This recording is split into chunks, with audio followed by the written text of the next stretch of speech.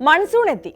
കാറും കോളും നിറഞ്ഞ ആകാശവും ദാഹം ശമിക്കാതെ ഈറനണിഞ്ഞ ഭൂമിയും. മൺസൂൺ മഴയെ അതിമനോഹരമായി പകർത്തിയെഴുതിയത് ബ്രിട്ടീഷ് എഴുത്തുകാരനായ അലക്സാണ്ടർ ഫ്രേറ്ററാണ്.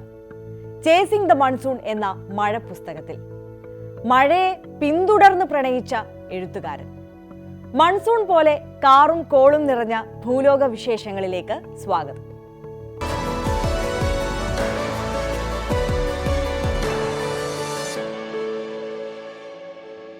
മൺസൂണിൽ നിന്ന് മൺസൂൺ വിപ്ലവത്തിലേക്കാണ് നമ്മൾ പോകുന്നത്. ബംഗ്ലാദേശിൽ വിദ്യാർത്ഥി പ്രക്ഷോഭത്തിലൂടെ ഷെയ്ഖ് ഹസീനയുടെ സിംഹാസനം ഇളക്കിയ മൺസൂൺ വിപ്ലവം. ബംഗ്ലാദേശിൽ ഇടക്കാല സർക്കാരിനെ നയിക്കുന്ന മുഹമ്മദ് യൂനുസ് രാജിക്കൊരുങ്ങുന്നു എന്നാണ് അഭ്യൂഹങ്ങൾ. സൈന്യവും മുഹമ്മദ് യൂനുസും തമ്മിലുള്ള സമവാക്യങ്ങളിൽ ഇപ്പോൾ അടിമുടി അസ്വാരസ്യങ്ങളാണ്. പൊതു തെരഞ്ഞെടുപ്പ് വൈകുന്നതും ഐക്യരാഷ്ട്രസഭ നിർദ്ദേശിച്ച മാനുഷിക ഇടനാഴിയുമൊക്കെയാണ് ഇപ്പോൾ ഭിന്നതകൾക്ക് ഇന്ധനമാകുന്നത്. സമാധാനത്തിന് നൊബേൽ നേടിയ നേതാവ് രാജ്യം ഭരിച്ചാലും സമാധാനം പുലരണമെന്നില്ല. മൈക്രോ ഫിനാൻസിന്റെ തലതൊട്ടപ്പന് കണക്കുകൾ പിഴയ്ക്കുന്നത് എവിടെയാണ്? മുഹമ്മദ് യൂനുസിനെ മോബ്സ്റ്റർ എന്ന് വിശേഷിപ്പിച്ച ഷെയ്ഖ് ഹസീന ഒരു ശപഥം ചെയ്തിട്ടുണ്ട്. ഞാൻ തിരിച്ചെത്തി പ്രതികാരം ചെയ്യും. ആ ശപഥത്തിലേക്കുള്ള ദൂരം കുറയുകയാണോ?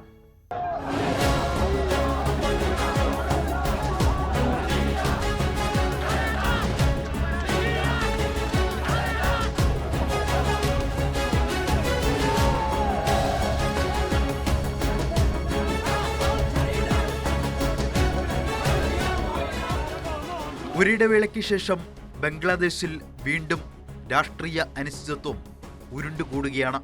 സാഹചര്യങ്ങൾ പ്രതീക്ഷിച്ചതുപോലെ അനുകൂലമല്ലെന്നും രാജിവെക്കുന്നതിനെക്കുറിച്ച് ചിന്തിച്ചു തുടങ്ങിയെന്നുമാണ് ഇടക്കാല സർക്കാരിനെ നയിക്കുന്ന മുഹമ്മദ് യൂനുസ് ഏറ്റവും അടുത്ത അനുയായികളോട് പറഞ്ഞത്. മന്ത്രിസഭയിലെ അംഗങ്ങൾ അദ്ദേഹത്തെ അനുനയിപ്പിക്കാൻ ശ്രമിക്കുന്നുണ്ടെന്നാണ് പുറത്തുവരുന്ന റിപ്പോർട്ടുകൾ. ബംഗ്ലാദേശിൽ സൈന്യവും ഇടക്കാല സർക്കാരും തമ്മിൽ ഭിന്നത രൂക്ഷമാവുകയാണ്. എന്താണ് കാരണം? പല കാരണങ്ങളുണ്ട്. രാജ്യസമ്മർദ്ദത്തിലേക്ക് ഇപ്പോൾ മുഹമ്മദ് യൂനുസിനെ എത്തിച്ചത് പട്ടാളത്തിന്റെ ശക്തമായ എതിർപ്പിനെ തുടർന്ന് റാഖൈൻ ഇടനാഴിയിൽ നിന്ന് പിന്തിരിയേണ്ടി വന്നതാണ്. മ്യാൻമാറിൽ ആഭ്യന്തര യുദ്ധം നടക്കുന്ന റാഖൈൻ പ്രവിശ്യയിലേക്ക് സഹായമെത്തിക്കാൻ വിഭാവനം ചെയ്തതായിരുന്നു ഇടനാഴി പദ്ധതി. ഐക്യരാഷ്ട്രസഭ ബംഗ്ലാദേശിലെ ഇടക്കാല സർക്കാരിനോട് നിർദ്ദേശിച്ച മാനുഷിക ഇടനാഴിയെ സൈനിക മേധാവി അതിശക്തമായി എതിർത്തു. യുദ്ധം തകർത്ത മ്യാൻമാറിലെ റാഖൈൻ മേഖലയിൽ സാധാരണക്കാർക്ക് സഹായമെത്തിക്കുന്നതിനുള്ള മാർഗമായിട്ടാണ് ഇടനാഴി പരിഗണിച്ചിരുന്നത്. രക്തരൂക്ഷിതമായ ഇടനാഴി എന്നാണ് സൈനിക മേധാവി ഈ നീക്കത്തെ വിശേഷിപ്പിച്ചത്. ബംഗ്ലാദേശിന്റെ പരമാധികാരത്തിന് ഇടനാഴി ഭീഷണിയാണെന്നാണ് സൈന്യത്തിന്റെയും മറ്റു പാർട്ടികളുടെയും വാദം. മാനുഷിക ഇടപെടലിനായി വിഭാവനം ചെയ്ത മാർഗം വിദേശ ഇടപെടലിനുള്ള വഴിയാകുമെന്നും ആശങ്കയുണ്ട്. സൈന്യം രണ്ടും കൽപ്പിച്ചെതിർത്തതോടെ പിന്മാറേണ്ടി വന്നു മുഹമ്മദ് യൂനുസിന്. കഴിഞ്ഞ ഓഗസ്റ്റിലാണ് ഷെയ്ഖ് ഹസീനയെ അട്ടിമറിച്ച് ഇടക്കാല ഭരണം മുഹമ്മദ് യൂനുസിലേക്ക് എത്തിയത്. പക്ഷേ ഇനിയും പൊതു തെരഞ്ഞെടുപ്പ് നടത്തിയിട്ടില്ല. ഇതാണ് സൈന്യത്തിന്റെ അതൃപ്തിക്ക് മറ്റൊരു കാരണം. ഡിസംബറിൽ തെരഞ്ഞെടുപ്പ് വേണമെന്നാണ് സൈന്യം ആവശ്യപ്പെടുന്നത്. എന്നാൽ 2026 ജൂണോടെ തെരഞ്ഞെടുപ്പ് നടത്താമെന്ന നിലപാടിലാണ് മുഹമ്മദ് യൂനുസ്. തെരഞ്ഞെടുപ്പിൽ മുൻനിരയിൽ നിൽക്കുന്ന പ്രധാന പാർട്ടിയായ ബംഗ്ലാദേശ് നാഷണലിസ്റ്റ് പാർട്ടി തെരഞ്ഞെടുപ്പ് തീയതി പ്രഖ്യാപിക്കണമെന്ന് ആവർത്തിച്ച് ആവശ്യപ്പെട്ടിട്ടുണ്ട്. ഇവർ മുഹമ്മദ് യൂനുസിനുമേൽ സമ്മർദ്ദവും ശക്തമാക്കി. തലസ്ഥാനമായ ധാക്കയിൽ BNP പ്രതിഷേധ പ്രകടനങ്ങൾ നടത്തി. കാവൽ സർക്കാരിനെതിരെ BNPയുടെ ആദ്യ പ്രതിഷേധം എന്നതും ശ്രദ്ധേയം. തിരഞ്ഞെടുക്കപ്പെട്ട ഒരു സർക്കാരിന് മാത്രമേ ഒരു രാജ്യത്തിന് ശരിയായ ദിശാബോധം നൽകാൻ കഴിയൂ എന്ന ധാക്ക കന്റോൺമെന്റിൽ നടന്ന ഒരു പരിപാടിയിൽ സൈനിക ഉദ്യോഗസ്ഥരെ അഭിസംബോധന ചെയ്യവേ സൈനിക മേധാവി വ്യക്തമാക്കി. തെരഞ്ഞെടുപ്പ് സമയത്ത് സത്യസന്ധതയോടും നിഷ്പക്ഷതയോടും കൂടി കടമകൾ നിർവഹിക്കണമെന്ന് സൈനിക മേധാവി വക്കാർ ഉസ് സമൻ ഉദ്യോഗസ്ഥരോട് പറഞ്ഞതായും റിപ്പോർട്ടുകളുണ്ട്. മുഹമ്മദ് യൂനുസും സൈന്യവും തമ്മിൽ അകലം കൂടുകയാണെന്ന് വ്യക്തം. സൈനിക കാര്യങ്ങളിൽ മുഹമ്മദ് യൂനുസിന്റെ അനുയായികളുടെ ഇടപെടലിലും പട്ടാളത്തിന് അസ്വസ്ഥതയുണ്ട്. ഷെയ്ഖ് ഹസീനയുടെയും ഖാലിദ-സിയയുടെയും പാർട്ടികളെ ഒരുമിച്ച് കൊണ്ടുവന്ന രാജ്യത്തിനു വേണ്ടി തെരഞ്ഞെടുപ്പുകളിൽ മത്സരിപ്പിക്കാൻ സൈനിക മേധാവി സമൻ പദ്ധതിയിടുന്നുണ്ടെന്നും രഹസ്യ റിപ്പോർട്ടുകളുണ്ട്. കരസേനാ മേധാവിയുടെ അഭാവത്തിൽ ദേശീയ സുരക്ഷാ ഉപദേഷ്ടാവിനെ നിയമിച്ചുകൊണ്ട് സൈന്യത്തെ വിഭജിക്കാനുള്ള യൂനിസിന്റെ ശ്രമം മുൻകൂട്ടി കാണുന്നുണ്ട് ഈ സൈനിക മേധാവി. വിദ്യാർത്ഥി പ്രക്ഷോഭത്തിന് പിന്നാലെ അധികാരത്തിൽ വന്ന ഇടക്കാല സർക്കാരിനെ സൈന്യം ആദ്യം അംഗീകരിച്ചിരുന്നു. പക്ഷേ പിന്നീട് പല വിഷയങ്ങളിലും സൈനിക മേധാവി സർക്കാരുമായി ഇടഞ്ഞു. ബംഗ്ലാദേശ് റൈഫിൾസ് കലാപകാരികളെ വിട്ടയക്കാനുള്ള തീരുമാനം മുതലാണ് ഭിന്നത മുളപൊട്ടിയത്. 2009 ഫെബ്രുവരിയിൽ നടന്ന റൈഫിൾസ് കലാപം 57 സൈനിക ഉദ്യോഗസ്ഥർ കൊല്ലപ്പെട്ടു. അല്ലാതെയും നിരവധി പേർ. കേസിൽ 300ഓളം കലാപകാരികളെ ശിക്ഷിച്ചിരുന്നു. മാസങ്ങൾക്ക് മുൻപ് ഇവരെ വെറുതെ വിട്ടു. യൂനുസ് പക്ഷത്തോട് അടുത്ത ബന്ധമുള്ള ഹിസ്ബുത്ത് തഹ്രീർ അടക്കമുള്ള ഇസ്ലാമിക സംഘടനകളാണ് മോചനത്തിനായി കരിക്കൽ നീക്കിയത്. പ്രത്യേക എക്സിക്യൂട്ടീവ് ഉത്തരവുകളിലൂടെ ഇവരെ സർക്കാർ വെറുതെ വിട്ടത് സൈന്യത്തെ ചൊടിപ്പിച്ചു. ബംഗ്ലാദേശ് ഇപ്പോൾ ഏകദേശം 1.3 ദശലക്ഷം റോഹിംഗ്യൻ അഭയാർത്ഥികൾക്ക് അഭയം നൽകുന്നു. 2024 1,18,000 പേർ ചാറ്റോഗ്രാം ഡിവിഷനിലെ കോക്സ് ബസാറിൽ സ്ഥിരതാമസമാക്കി. ആയുധക്കടത്ത്, വർദ്ധിച്ചുവരുന്ന കുറ്റകൃത്യങ്ങൾ എന്നിവ ഉൾപ്പെടെയുള്ള സുരക്ഷാ ആശങ്കകൾക്കും പുതിയ സാഹചര്യങ്ങൾക്ക് കാരണമായിട്ടുണ്ട്. ബംഗ്ലാദേശിൽ കഴിഞ്ഞ വർഷമുണ്ടായ വിദ്യാർത്ഥി പ്രക്ഷോഭത്തിനിടെ കൊല്ലപ്പെട്ട പോലീസ് ഉദ്യോഗസ്ഥരുടെ വിധവകളുമായി ഓൺലൈൻ മീറ്റിംഗിൽ സംസാരിക്കവേ ഇടക്കാല ഭരണം നയിക്കുന്ന മുഹമ്മദ് യൂനിസിനെ ഷെയ്ഖ് ഹസീന വിശേഷിപ്പിച്ചത് ഇങ്ങനെയാണ്: മോബ്സ്റ്റർ, ക്രിമിനലുകളുടെ തലവൻ എന്നർത്ഥം. മനസ്സിൽ പകയുടെ കനൽ കെട്ടടങ്ങാതെ സൂക്ഷിക്കുന്നതിന്റെ ചൂടുണ്ടായിരുന്നു ആ വാക്കുകളിൽ. ബംഗ്ലാദേശിൽ ഇടക്കാല ഭരണത്തിന്റെ അമരത്ത് മുഹമ്മദ് യൂനിസിന് താളം തെറ്റുമ്പോൾ പ്രതികാരാഗ്നിയിൽ ജ്വലിക്കുന്ന ഹസീനയുടെ തുടർ നീക്കങ്ങൾ എന്താകും?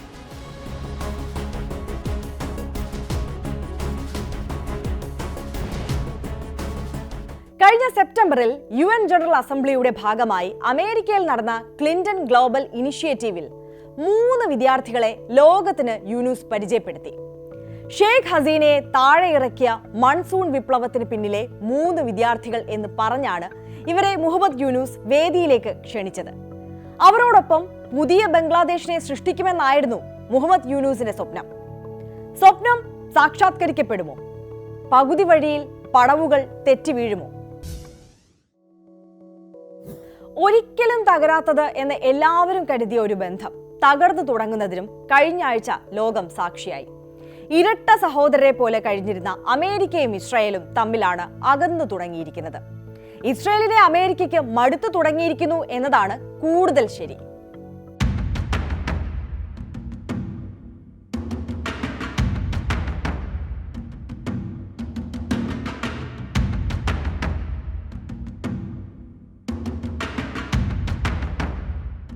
ഇസ്രയേൽ അറിയാതെ ഹമാസുമായി ബന്ദിയെ കൈമാറാൻ ധാരണ. ഇസ്രയേൽ അറിയാതെ ഹൂതി വിമതരുമായി വെടിനിർത്തൽ കരാർ. ഇറാനുമായി ആണവ കരാർ ചർച്ച. ഏറ്റവും അവസാനം ഇസ്രയേലിനെ ഒഴിവാക്കി ട്രംപിന്റെ പശ്ചിമേഷ്യൻ സന്ദർശനവും. ഇസ്രയേൽ അമേരിക്ക സഖ്യം ഉലയാൻ തുടങ്ങിയിട്ട് കുറച്ചായെങ്കിലും കാര്യങ്ങൾ മറനീക്കി പുറത്തുവരുന്നത് അടുത്തിടെയാണ്.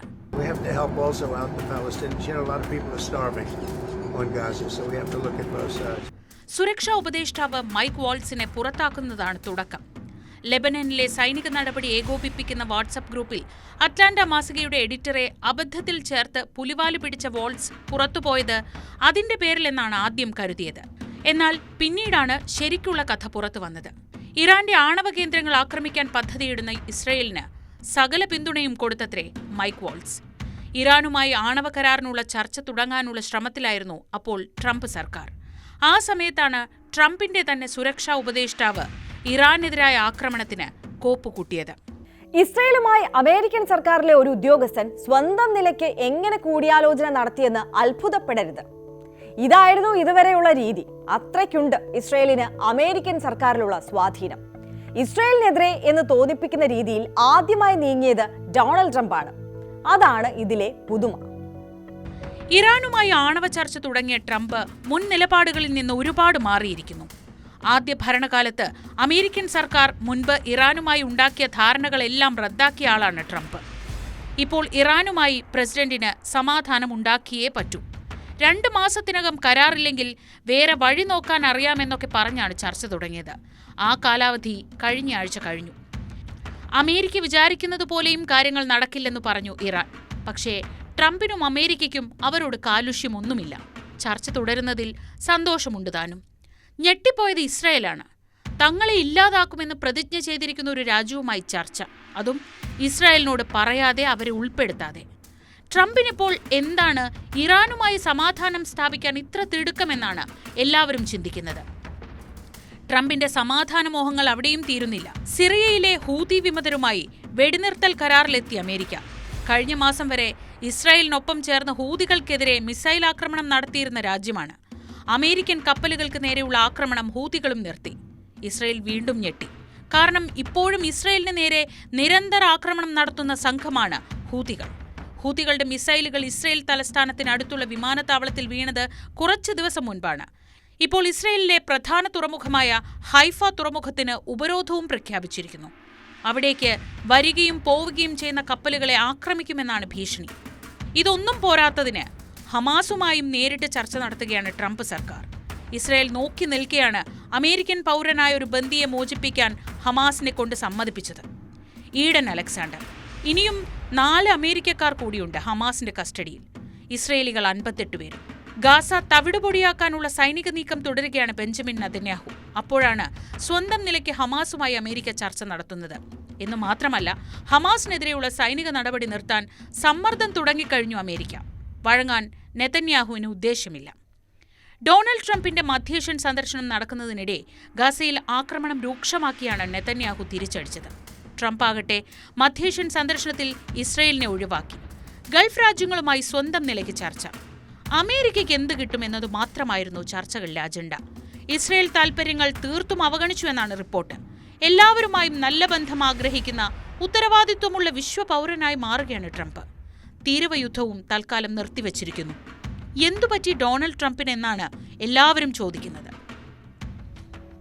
ലോക സമാധാനത്തിലുള്ള നൊബേലാണോ ഇനി ട്രംപിന്റെ ലക്ഷ്യം? തള്ളിക്കളയാനാകില്ല. എന്തും പറയും, എന്തും ചെയ്യും വാലിബനാണല്ലോ അമേരിക്കൻ പ്രസിഡന്റ്. ഒബാമയ്ക്ക് കിട്ടാമെങ്കിൽ എന്തുകൊണ്ട് തനിക്കൊരെണ്ണം സംഘടിപ്പിച്ചുകൂടാ എന്ന് ആലോചിക്കുന്നുണ്ടാകും ട്രംപ്. പറക്കുന്ന കൊട്ടാരം. ഖത്തർ അമേരിക്കൻ പ്രസിഡന്റ് ഡൊണാൾഡ് ട്രംപിന് സമ്മാനിച്ച ബോയിങ് 747 സ്വീകരിക്കാൻ US തീരുമാനിച്ചു. സമ്മാനം സ്വീകരിച്ചതിനെക്കുറിച്ച് വിമർശനങ്ങൾ ശക്തമാണ്. കഴിഞ്ഞ ദിവസം ഈ സമ്മാനത്തെക്കുറിച്ച് ചോദിച്ച മാധ്യമ പ്രവർത്തകനോട് കടക്കുപുറത്തെന്നായിരുന്നു ട്രംപിന്റെ കൽപ്പന.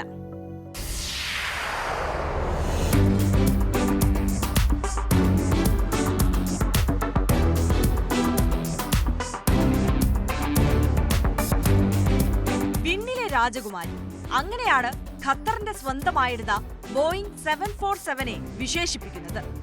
Master bedroom, guest യൂട്ട്, 2 ബാത്റൂമുകൾ, 5 ലോഞ്ചുകൾ, private office, 5 കിച്ചണുകൾ തുടങ്ങി ലോകത്ത് ഒരു ഫ്ലൈറ്റിൽ കിട്ടാവുന്ന എല്ലാ ആഡംബര സൗകര്യങ്ങളും നല്ല വേഗതയുമുള്ള ഒരു അത്യുഗ്രൻ സമ്മാനമാണ് ഖത്തർ ട്രംപിന് കൊടുത്തത്. ഇങ്ങനെ ഒരു സമ്മാനം കിട്ടിയാൽ വിഡ്ഢികൾ മാത്രമേ വേണ്ടെന്ന് വെക്കൂ എന്നാണ് ട്രംപ് പറഞ്ഞത്. വിദേശത്ത് നിന്ന് ഇത്ര വില കൂടിയ സമ്മാനം സ്വീകരിക്കുന്നത് കൈക്കൂലിക്ക് സമാനമാണെന്ന ആരോപണവുമായി ഡെമോക്രാറ്റിക് പാർട്ടി വന്നതോടെ US-ൽ ഇത് പുതിയ വിവാദമായി. പക്ഷേ ട്രംപ് അതിനൊന്നും ചെവി കൊടുക്കുന്നില്ല. 35 വർഷം പഴക്കമുള്ള 2 എയർഫോഴ്സ് 1 വിമാനങ്ങളാണ് ട്രംപ് ഇപ്പോൾ ഉപയോഗിച്ചിരുന്നത്. അപ്പോഴാണ് 13 വർഷം മാത്രം പഴക്കമുള്ള ജെറ്റ് ഖത്തർ സമ്മാനമായി നൽകുന്നത്. പുതിയൊരു ബോയിങ് 747 വിമാനത്തിന് ഏകദേശം $40 കോടി, അതായത് 3396 കോടി രൂപയാണ് വില വരുന്നത്. പുത്തൻ വിമാനം ലഭിക്കാനുള്ള കാലതാമസം ഉൾപ്പെടെ ചൂണ്ടിക്കാട്ടിയാണ് ട്രംപ് ഖത്തറിന്റെ സമ്മാനം സ്വീകരിച്ചത്. വിമാനം സൗജന്യ സമ്മാനമായി ലഭിക്കുമ്പോൾ ജനങ്ങളുടെ കോടിക്കണക്കിന് രൂപ ലാഭിക്കാൻ സാധിക്കുമെന്നും ഇതുവഴി അമേരിക്കയെ വീണ്ടും മികച്ചതാക്കാൻ സാധിക്കുമെന്നുകൂടി ട്രംപ് പറഞ്ഞു. പ്രതിരോധ സെക്രട്ടറി പീറ്റ് ഹെഗ്സത്ത് കഴിഞ്ഞ ദിവസം ഔദ്യോഗികമായി കൈപ്പറ്റിയ വിമാനം പ്രസിഡന്റിന്റെ ഔദ്യോഗിക ആവശ്യത്തിനുള്ള എയർഫോഴ്സ് 1 ആക്കുന്ന കാര്യം എയർഫോഴ്സും ഏറ്റെടുത്തു കഴിഞ്ഞു. $100 കോടി എങ്കിലും പ്രസിഡന്റിന്റെ എയർഫോഴ്സ് 1 വിമാനമാക്കാൻ വേണ്ടി ഇനി ചെലവിടേണ്ടി വരും. ആകാശത്ത് ഒരു വൈറ്റ് ഹൗസ് തന്നെയാകും വിമാനം. പറക്കലിനിടെ തന്നെ ഇന്ധനം നിറയ്ക്കാൻ സാധിക്കും. ന്യൂക്ലിയർ സ്ഫോടനത്തിന്റെ വൈദ്യുത കാന്തികളെ തടുക്കാൻ പോലും ശേഷിയുള്ള ഇലക്ട്രോണിക് ഡിസൈനാണ് ബോയിങ്ങിന്. പ്രസിഡന്റിന് പ്രത്യേക ബെഡ്റൂമും ഓഫീസ് റൂമും കോൺഫറൻസ് ഹാളും പ്രസ് കോൺഫറൻസിന് പ്രത്യേക ഹാളും തുടങ്ങി പ്രത്യേക ഡൈനിങ് ഏരിയ മുതൽ ജിം വരെയുണ്ട്. ക്രൂ അംഗങ്ങൾ ഉൾപ്പെടെ 103 പേർക്ക് സഞ്ചരിക്കാം. നിലവിലുള്ള പ്രസിഡന്റിന്റെ ബോയിങ് 747-200B യുമായി താരതമ്യം ചെയ്യുമ്പോൾ പുതിയ ജെറ്റിന് നീളവും കൂടുതലാണ്. 250 അടി 2 ഇഞ്ച് നീളം വരും. പഴയ ബോയിങ്ങിന് 230 അടി നീളമേ ഉള്ളൂ. ശബ്ദത്തിന്റെ 85.5% വേഗത ഈ ജെറ്റിനുണ്ടാകും എന്നതാണ് വലിയ സവിശേഷത. 7730 നോട്ടിക്കൽ മൈൽസ് റേഞ്ചിൽ സഞ്ചരിക്കാനും കഴിയും. ഫ്ലോറിഡയിലെ വിമാനത്താവളത്തിൽ ഫെബ്രുവരിയിലാണ് ട്രംപ് ആദ്യമായി ഖത്തറിന്റെ ഈ വിമാനം കണ്ടത്. ഔദ്യോഗിക വിമാനമാക്കാനായി ഇത് കിട്ടിയാൽ കൊള്ളാമെന്ന് US ഭരണകൂടം ഖത്തറിനോട് അങ്ങോട്ട് ആവശ്യപ്പെടുകയായിരുന്നുവെന്നാണ് CNN റിപ്പോർട്ട് ചെയ്തത്. എന്നാൽ പിന്നെ സമ്മാനമായി ഇരിക്കട്ടെ എന്ന് ഖത്തറും പറഞ്ഞുവത്രേ. വിമാനം ഇപ്പോൾ ടെക്സാസിലെ സാൻ അന്റോണിയോയിലാണ് ഉള്ളത്. ട്വിൻ ടവർ ആക്രമിക്കപ്പെട്ടപ്പോൾ അരനാഴിക വൈകാതെ US പ്രസിഡന്റ് പറന്നു എയർഫോഴ്സ് 1 വിമാനത്തിൽ. കാരണം ഇത്രയും സുരക്ഷിതത്വം മറ്റൊരിടത്തുമില്ല. പിന്നെ ആ വിമാനത്തിലിരുന്നാണ് അന്ന് മുഴുവൻ കാര്യങ്ങളും നിയന്ത്രിച്ചത്. ഖത്തറിന്റെ സമ്മാന വിമാനം പ്രതിസന്ധികളെ അതിജീവിച്ച് എയർഫോഴ്സ് 1 ആയി മാറുമോ? ഒന്നും കാണാതെ ഖത്തർ ഇത്ര വലിയ സമ്മാനം നൽകുമോ? ആഗോള സമ്മർദ്ദത്തെ തുടർന്ന് 3 മാസത്തെ ഇടവേളയ്ക്ക് ശേഷം ഇസ്രായേൽ പരിമിതമായി ഭക്ഷണ സാധനങ്ങൾ ഗാസയിലേക്ക് കടത്തിവിട്ടു തുടങ്ങി.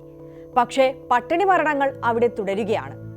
ലോകരാജ്യങ്ങൾ ഈ സാഹചര്യത്തിൽ കടുത്ത ആശങ്ക പങ്കുവെക്കുന്നുണ്ട്. കുട്ടികൾ കൂട്ടത്തോടെ മരിക്കുന്ന സാഹചര്യം ഒഴിവാക്കണമെന്ന് എല്ലാവരും ഒറ്റക്കെട്ടായി ആവശ്യപ്പെടുന്നു. ഒക്ടോബർ 7 ഹമാസ് നടത്തിയ പൈശാചികമായ ആക്രമണം ഗാസയെ ഇന്ന് പറഞ്ഞറിയിക്കാനാവാത്ത ദുരിതത്തിലേക്കാണ് തള്ളിവിട്ടിരിക്കുന്നത്.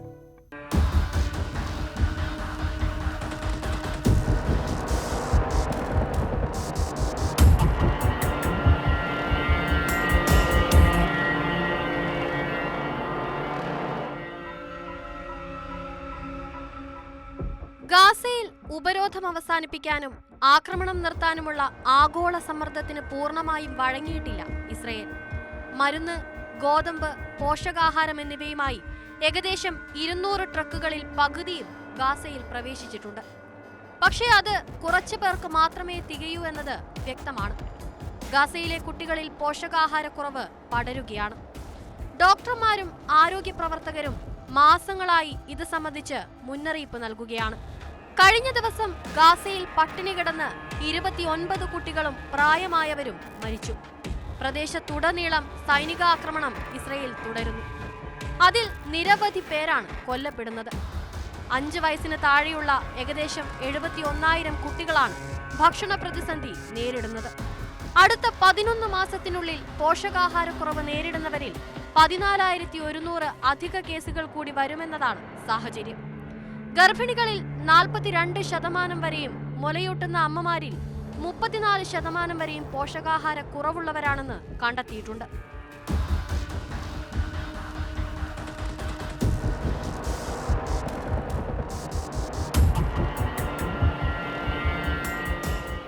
സഹായം വിതരണം ചെയ്യുന്ന ഗ്രൂപ്പുകൾ കാര്യമായ വെല്ലുവിളികൾ നേരിടുന്നു. അരക്ഷിതാവസ്ഥ, ഏകോപനത്തിലെ പ്രശ്നങ്ങൾ എന്നിവ പ്രതിസന്ധി സൃഷ്ടിക്കുന്നു. വടക്കൻ ഗാസ മുനമ്പിൽ ഇസ്രയേൽ സൈന്യം സാധാരണക്കാരെ ഒഴിപ്പിക്കുന്നതും കാര്യങ്ങളെ സങ്കീർണമാക്കുന്നു. 19 മാസം മുൻപ് ഹമാസ് നടത്തിയ മാരകമായ ആക്രമണങ്ങളെ തുടർന്ന് ഇസ്രയേലിന്റെ അടുത്ത സഖ്യകക്ഷികളായ UK, ഫ്രാൻസ്, കാനഡ എന്നീ രാജ്യങ്ങൾ അപലപിച്ചിരുന്നു.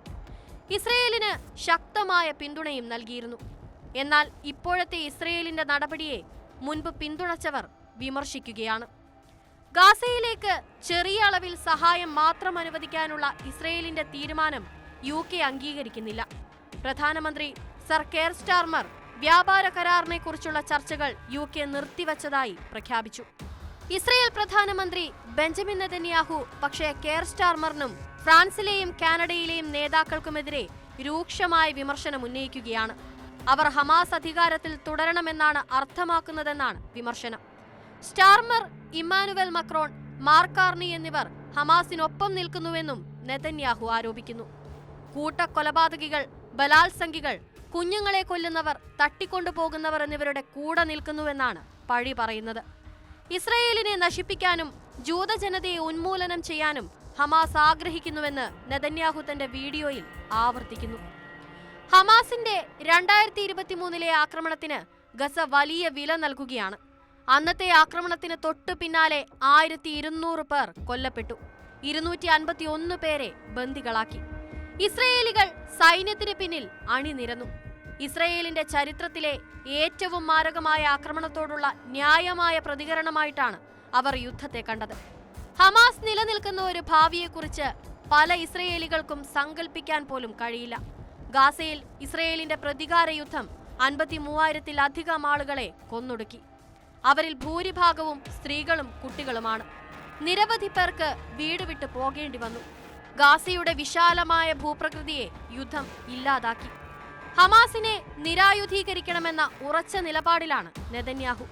പലസ്തീൻ പ്രദേശം പൂർണ്ണമായും ഇസ്രയേലിന്റെ നിയന്ത്രണത്തിലാക്കുകയും ചെയ്യുന്നതുവരെ ഗാസയ്ക്കെതിരായ യുദ്ധം തുടരുമെന്നും ഇസ്രയേൽ പ്രധാനമന്ത്രി തറപ്പിച്ചു പറയുന്നു. എങ്കിൽ മാത്രമേ യുദ്ധം അവസാനിക്കൂ എന്നാണ് ഇസ്രയേൽ വ്യക്തമാക്കുന്നത്. എല്ലാ ബന്ദികളെയും മോചിപ്പിക്കണമെന്ന നെതന്യാഹുവിന്റെ നിലപാട് പക്ഷേ ന്യായമാണ്.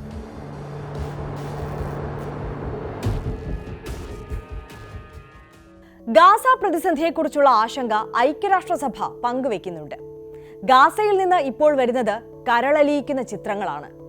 അതിൽ അതിശയോക്തിയുടെ കണിക പോലും ഇല്ലെന്ന് വ്യക്തമാണ്. പക്ഷേ സിവിലിയൻ മരണത്തിന് ഹമാസ് മാത്രമാണ് ഉത്തരവാദിയെന്ന ഔദ്യോഗിക നിലപാട് ആവർത്തിക്കുകയാണ് ഇസ്രയേൽ. കപ്പൽ മുങ്ങിപ്പോയ സങ്കടമുണ്ട് ഉത്തര കൊറിയൻ നേതാവ് കിം ജോങ് ഉന്നിന്റെ മുഖത്ത്. വെറും കപ്പലല്ല, 5000 ടൺ ഭാരമുള്ള യുദ്ധക്കപ്പലാണ് അടിഭാഗം തകർന്ന് മുങ്ങിയത്. നീറ്റിലിറക്കി കണ്ണിറയെ കാണും മുൻപ് കപ്പൽ മുങ്ങിയതിൽ കിം അതീവ രോഷത്തിലാണ്. ക്രിമിനൽ നെഗ്ലിജൻസ് എന്നാണ് കിം സംഭവത്തെ വിശേഷിപ്പിച്ചത്. സംഭവത്തിന് ഉത്തരവാദികളായവരെ കണ്ടെത്താനും അറസ്റ്റ് ചെയ്യാനുമുള്ള നടപടികൾ ആരംഭിച്ചു. വിധി പറയുന്നത് കിം ജോങ് ഉൻ ആയതുകൊണ്ട് കുറ്റക്കാർക്കുള്ള ശിക്ഷ എന്താകുമെന്നാണ് ഇപ്പോൾ ആശങ്ക.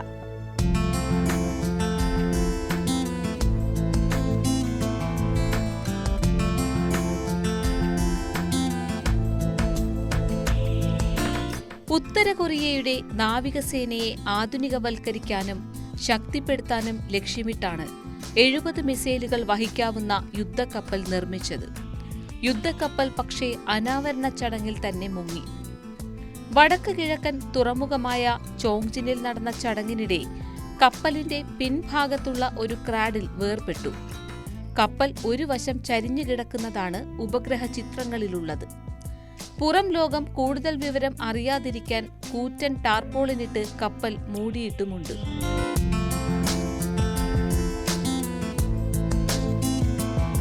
കേടുപാടുകൾ ഗുരുതരമല്ലെന്നും ഏകദേശം 10 ദിവസത്തിനുള്ളിൽ അത് നന്നാക്കാൻ കഴിയുമെന്നുമാണ് ഉത്തര കൊറിയയുടെ ഔദ്യോഗിക വാർത്താ ഏജൻസിയായ കൊറിയൻ സെൻട്രൽ ന്യൂസ് ഏജൻസിയുടെ വിശദീകരണം.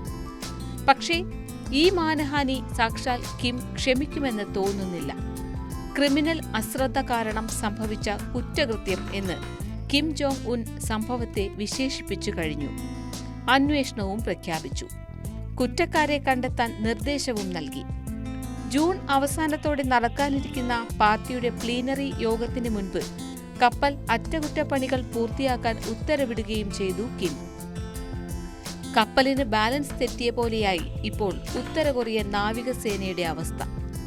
ക്ഷിപ്രകോപിയായ കിം കുറ്റക്കാർക്ക് നൽകുന്ന ശിക്ഷ എന്താകുമെന്നാണ് ഉദ്വേഗം. ദക്ഷിണ കൊറിയ DVD കാണുന്നത് പോലും കുറ്റകൃത്യമായി കണ്ട് ആളുകളെ ജയിലിലടയ്ക്കുന്ന നാടാണ്. ഉദ്വേഗം സ്വാഭാവികം.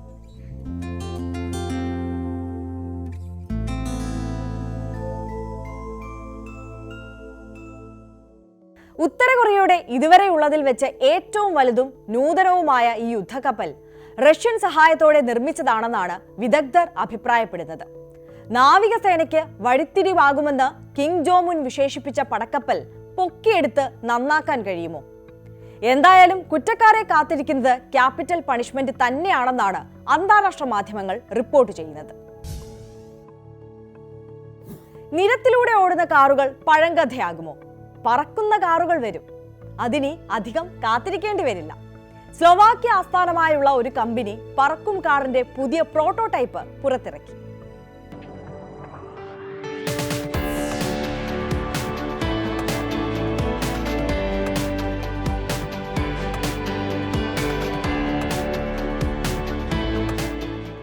ഗതാഗതക്കുരുക്കിനെ പേടിക്കേണ്ട, ട്രാഫിക് സിഗ്നലുകളെ പഴിക്കുകയും വേണ്ട. ഒരു കാറിൽ അന്തരീക്ഷത്തിലൂടെ പറക്കാൻ ഇനി അധികം കാത്തിരിക്കേണ്ടി വരില്ല. ഡ്യുവൽ മോഡ് കാർ വിമാനമായ എയർ കാറിന്റെ ഏറ്റവും പുതിയ പരീക്ഷണ മോഡലാണിത്. 2 മിനിറ്റിനുള്ളിൽ ഒരു കാറിൽ നിന്ന് വിമാനമായി മാറാൻ കഴിയുന്ന മോഡൽ. സ്ലോവാക്യ ആസ്ഥാനമായുള്ള ക്ലെയിൻ വിഷൻ എന്ന കമ്പനി 2021 ആദ്യത്തെ ഇൻട്രാസിറ്റി ഫ്ലൈറ്റ് പൂർത്തിയാക്കിയിരുന്നു. 2022 ജനുവരിയിൽ സ്ലോവാക് ട്രാൻസ്പോർട്ട് അതോറിറ്റി ഇതിന് പറക്കാനുള്ള യോഗ്യതാ സർട്ടിഫിക്കറ്റും നൽകി. പൂർണ്ണമായും മോണോകോഡ് നിർമ്മാണമാണ്. ആവർത്തിക്കാൻ വളരെ ബുദ്ധിമുട്ടുള്ള വെൽഡിംഗ് നിർമ്മാണത്തിനു പകരം പകർത്താൻ എളുപ്പമുള്ളതും ബഹുജന വിപണിക്ക് വേണ്ടിയുള്ളതുമായ മോണോകോഡ് നിർമ്മാണം. ഇരുവശങ്ങളിലേക്ക് വിരിക്കാനും അടർത്തി മാറ്റാനും പറ്റുന്ന ചിറകുകൾ, മടക്കാവുന്ന വാൽപ്രതലം അഥവാ ടെയിലെൻഡ്. ഇതുകൂടാതെ ഒരു പാരച്യൂട്ട് വിന്യാസ സംവിധാനവുമുണ്ട് എയർകാറിൽ. ആദ്യ പരീക്ഷണമായ 140 HP എഞ്ചിന് പകരം പുതിയ എഞ്ചിൻ ഒരു ഏവിയേഷൻ എഞ്ചിനാണ്. ഇതിന് 280 മുതൽ 300 HP വരെ ശക്തിയുണ്ട്. ഇത് ഗ്രൗണ്ട് റോൾ കുറയ്ക്കുകയും ക്രൂയിസിംഗിന് വേഗത വർദ്ധിപ്പിക്കുകയും ചെയ്യും. എയർകാർ ഇതിനകം 170 മണിക്കൂർ പറക്കലും 500-ലധികം ടേക്ക് ഓഫുകളും ലാൻഡിങ്ങുകളും നടത്തിക്കഴിഞ്ഞു. ജെയിംസ് ബോണ്ട് ശൈലിയിലുള്ള പറക്കം വിമാനം നിർമ്മിക്കുന്നതിനുള്ള കരാർ കഴിഞ്ഞ വർഷം ഈ കമ്പനി ചൈനയിൽ പ്രഖ്യാപിച്ചു. നിരവധി കമ്പനികൾ ഇലക്ട്രിക് ഫ്ലൈയിംഗ് ടാക്സികൾ വികസിപ്പിക്കുന്നുണ്ട്. എന്നാൽ ഈ എയർകാർ ഇന്ധനം ഉപയോഗിച്ചാണ് പ്രവർത്തിക്കുന്നത്. ടേക്ക് ഓഫുകൾക്കും ലാൻഡിംഗ് യാത്രകൾക്കും ഒരു റൺവേ ആവശ്യമാണ്. നിരവധി സങ്കീർണതകളുമുണ്ട്. പറത്തുന്ന വ്യക്തിക്ക് ഒരു പൈലറ്റ് ലൈസൻസ് ആവശ്യമാണ്. ഇതെല്ലാം ഭാവിയിൽ മാറ്റങ്ങളോടെ നമ്മളിലേക്ക് എത്തുമെന്ന് പ്രതീക്ഷിക്കാം.